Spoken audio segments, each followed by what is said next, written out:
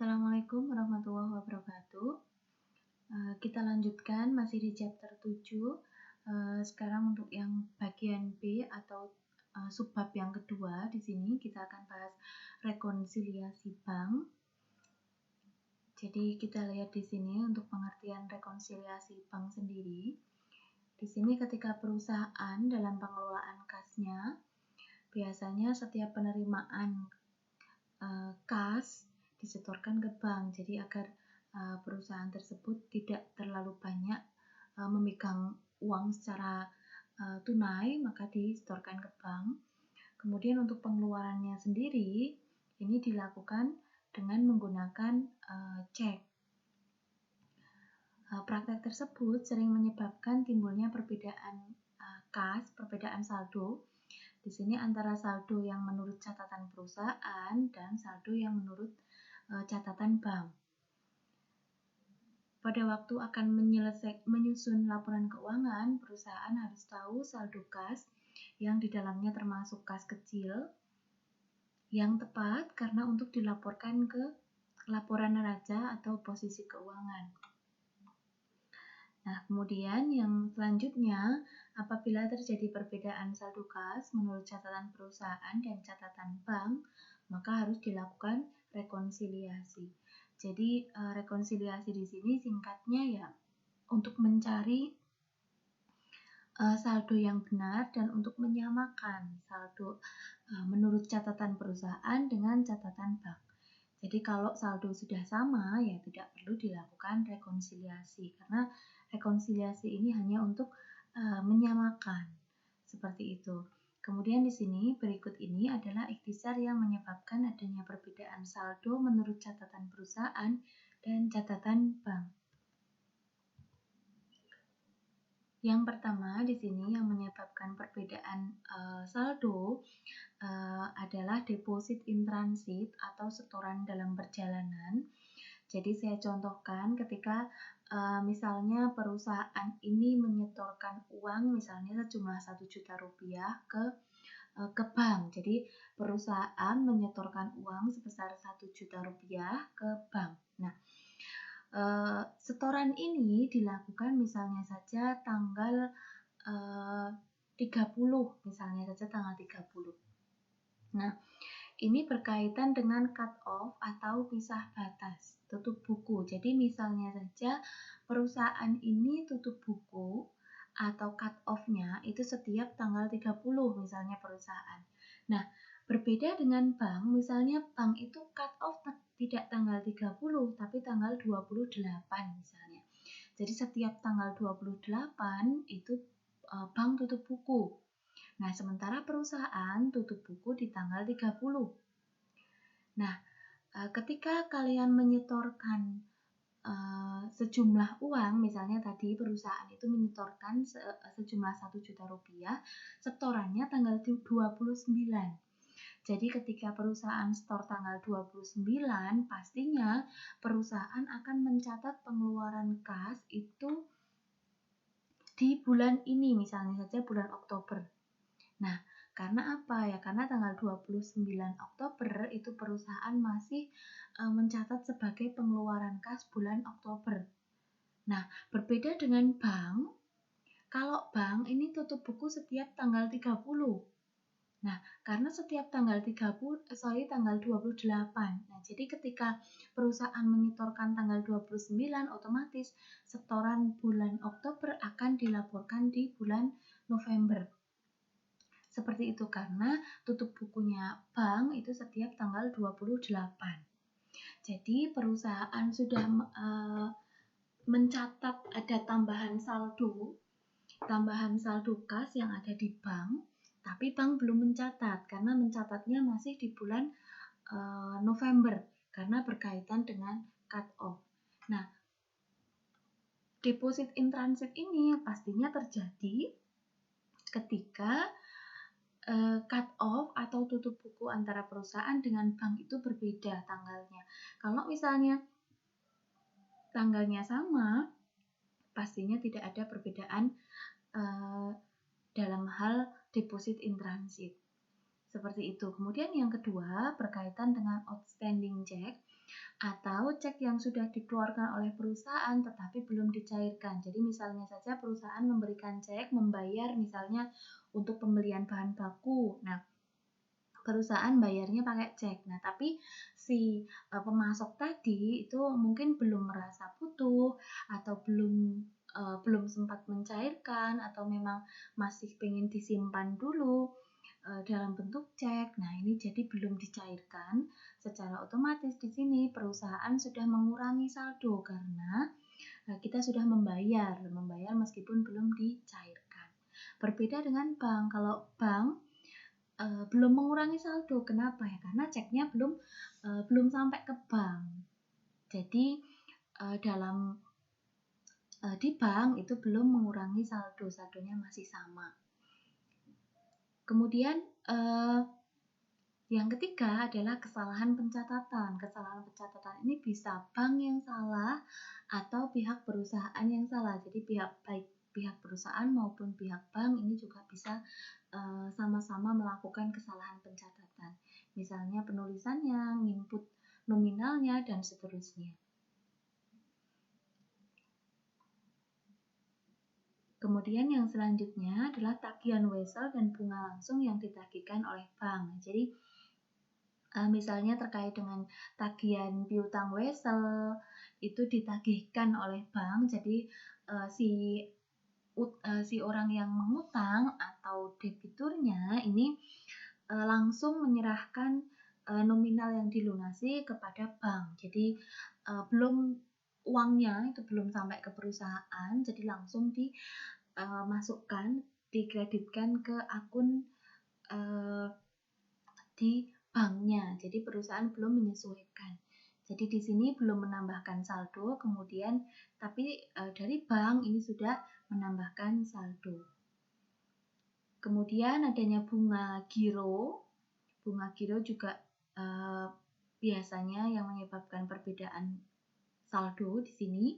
Kalau menurut perusahaan ini belum menambah saldo kas, jadi kita dapat bunga dari giro. Kemudian yang kedua, ketika perusahaan sudah menambahkan saldo kas, seperti itu. Kemudian ada biaya administrasi. Kalau misalnya pihak bank itu sudah mengurangi saldo kas kita, biaya administrasi per bulannya, tapi perusahaan belum mencatat. Kemudian yang selanjutnya di sini ada NSF atau cek kosong atau not sufficient found. Jadi di sini pihak perusahaan di sini sudah menambah saldo kas, kemudian harus dikurangi karena ceknya cek kosong. Nah, kalau bagi perusahaan ini otomatis tidak mempengaruhi apa-apa karena ceknya kosong tidak bisa dicairkan, jadi pihak bank juga saldonya belum mengurangi karena belum ada uang keluar yang diberikan kepada si pemegang cek. Nah, jadi cek kosong ini bukan berarti cek yang belum ditulisi masih kosong, itu tidak.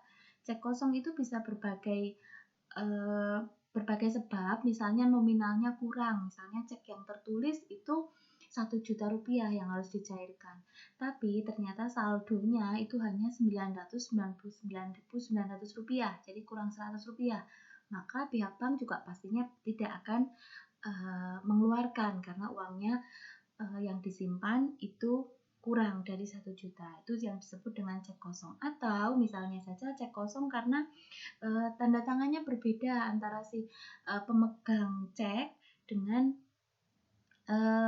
yang seharusnya bertanda tangan di situ, tapi tanda tangannya berbeda. Nah, itu juga disebut dengan cek kosong. Atau bisa juga misalnya tanggalnya di situ sudah kadaluarsa, jadi harus minta cek ulang. Nah, ini juga disebut dengan cek kosong. Kemudian yang terakhir di sini kekeliruan memasukkan setoran rekening giro oleh bank. Jadi dari pihak perusahaan sudah menambah saldo, tapi dari pihak bank di sini belum menambah saldo kas. Jadi kekeliruan memasukkan setoran rekening giro oleh bank. Jadi kesalahan di sini dilakukan oleh bank. Kemudian di sini kalau kita lihat jenis dan tujuan rekonsiliasi bank.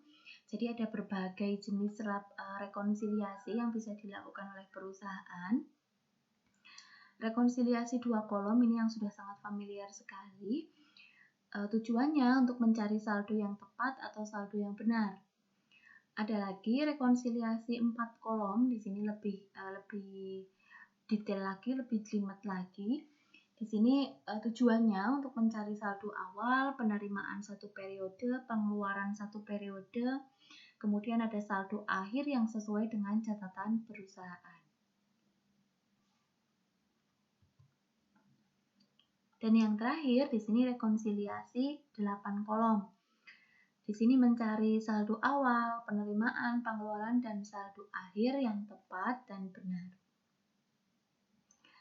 Kemudian di sini rekonsiliasi yang ini 2 kolom mencari saldo yang benar pada umumnya dibuat oleh perusahaan. Sedangkan rekonsiliasi 4 dan 8 kolom dibuat oleh akuntan pemeriksa atau auditor. Jadi tugas akuntan, kita sebagai akuntan di sini hanya melakukan rekonsiliasi yang 2 kolom saja. Nah, ini contoh aplikasinya. Jadi ketika catatan perusahaan dengan catatan bank ini berbeda, maka dilakukan rekonsiliasi dan 2 kolom ini seperti ini. Jadi kalau kita lihat di sini 2 kolom maksudnya sisi kiri catatan perusahaan, sisi kanan catatan bank. Jadi 2 kolom saja. Kemudian di sini saldo dulu dimasukkan, saldo yang menurut catatan perusahaan berapa, kemudian catatan banknya berapa, saldo sebelum disesuaikan. Di sini terjadi perbedaan pastinya antara saldo bank dan saldo perusahaan. Nah, kemudian di sini ada item-item tadi yang ada 8 item yang bisa mengakibatkan saldonya berbeda. Ada item yang menambah, kemudian ada item yang mengurangi. Dan begitu juga menurut catatan bank juga sama, ada item-item yang menambah atau mengurangi seperti itu. Nah, di sini untuk yang terakhir ini adalah saldo yang benar, pastinya di sini saldo sudah sama. Harusnya antara catatan perusahaan dengan catatan bank pastinya harus sudah sama. Nah, ini contoh kasusnya atau contoh aplikasi langsungnya di sini. Ada PT DNA yang mempunyai kas dan menerima laporan bank untuk bulan Januari 2015. Di sini bank melaporkan penerimaan wesel bulan Januari ditagihkan oleh bank sebesar 2.492.500. Sedangkan pengeluaran selama bulan Januari di sini ada biaya bank 15.800, biaya penagihan wesel 62.500 dan cek kosong ini sebesar 594.700 rupiah. Dan saldo akhir menurut catatan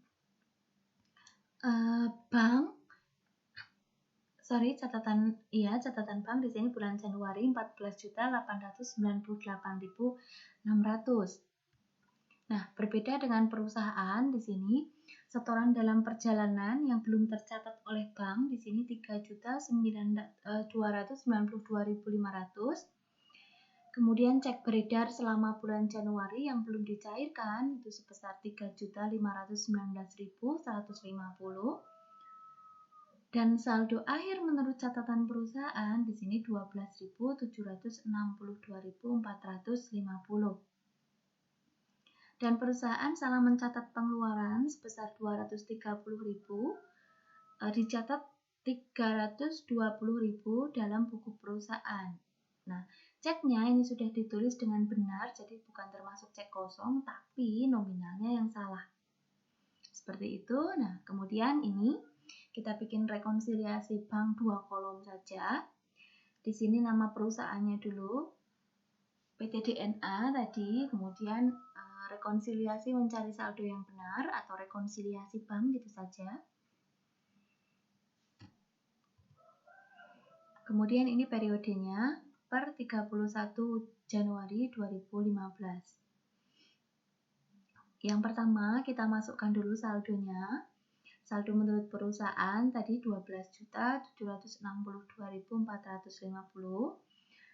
Dan menurut bank di sini 14.898.600. Oke, saldonya tidak sama di situ. Kemudian item yang kedua di sini, penerimaan wesel pada bulan Januari ditagihkan oleh bank sebesar 2.492.500. Nah, ini pihak bank ini sudah mencatat, sudah menambahkan dengan saldo kita, tapi kita belum mencatat. Nah, maka yang harus menyesuaikan ini adalah pihak perusahaan. Harusnya menambah. Nah, ini wesel ditagihkan oleh bank. Ini menambah. Jadi masuk ke item yang ditambahkan sebesar 2.492.500. Kemudian untuk item kedua, di sini pengeluaran bulan Januari terdiri atas biaya bank 15.800. Nah, biaya penagihan wesel, jadi ini dari tagihan wesel sejumlah 2 juta sekian ini, pihak bank itu minta imbalan, ibaratnya gitu, minta imbalan dari penagihan wesel berupa biaya penagihan wesel sebesar 62.500. Jadi yang diterima di bank itu sebesar ini, tapi harus dikurangkan dengan 62.500 biaya penagihannya. Kemudian cek kosong ini sebesar 594.700. Oke, kita lihat di sini. Pastinya dikurangi. Di sini ada biaya bank tadi, biaya administrasi ini lebih tepatnya, biaya administrasi bank 15.800 pasti mengurangi. Kemudian ada biaya penagihan wesel 62.500 dari ini wesel yang ini. Nah, kemudian untuk cek kosong ini juga mengurangi saldo perusahaan. Karena apa? Karena pihak perusahaan, karena ceknya kosong otomatis harus bikin lagi. Nah, jadi pastinya akan mengurangi saldo kas perusahaan sejumlah 594.700. Ini untuk laporan menurut perusahaan. Oke, sudah habis semuanya, ini sudah dicatat. Saldo akhir juga sudah. Kita lihat ke catatan perusahaan di sini. Setoran dalam perjalanan yang belum tercatat oleh bank. Jadi tadi terkait dengan cut-off-nya. Jadi perusahaan sudah mencatat, tapi bank belum mencatat karena masuk ke laporan bulan berikutnya. Tapi kita sesuaikan di sini 3.292.500. Kita masukkan ke bank. Nah, masukkan ke saldo akhir menurut bank di sini ditambahkan, harus menambahkan karena setoran ya, setoran jadi harus menambahkan 3.292.500. Kemudian di sini ada lagi cek beredar bulan Januari dan belum dicairkan. Jadi pihak perusahaan sudah mencatat pengeluaran kas tapi pihak bank belum. Sebesar Rp3.519.150. Kita lihat berarti di sini dikurangi ya, mengurangi karena ceknya nanti bakalan dicairkan oleh si pemegang cek. Di sini dikurangi cek beredar 3.519.150. Dan di sini perusahaan salah mencatat. Dari pengeluaran kas 230.000 dicatat 320.000. Jadi kita harus kurangkan, kita harus cari selisihnya 230.000 dan 320.000. Oke, jadi selisihnya 90.000 ya, 230.000 dengan 320.000. Jadi selisihnya 90.000, kita catat di sini di penyesuaian menurut perusahaan. Di sini ada koreksi kesalahan sebesar 90.000. Kenapa 90.000? Karena dan ini masuk ke item yang ditambah karena koreksi kesalahan di sini jumlahnya terlalu besar. Kita lihat di sini. Nah, karena di sini salah mencatat pengeluaran 230.000 tapi dicatatnya 320.000. Jadi ceknya harusnya ditulisnya 230.000 tapi di catatan perusahaan itu lebih besar 320.000, maka harus ditambahkan Seperti itu. Jadi kalau nyatetnya terlalu besar yang dikeluarkan kecil, ini ditambahkan. Jadi kesalahan pencatatan ini bisa menambah atau mengurangi. Jadi kalau misalnya di sini pengeluarannya terlalu besar, catatnya terlalu kecil, baru itu mengurangi.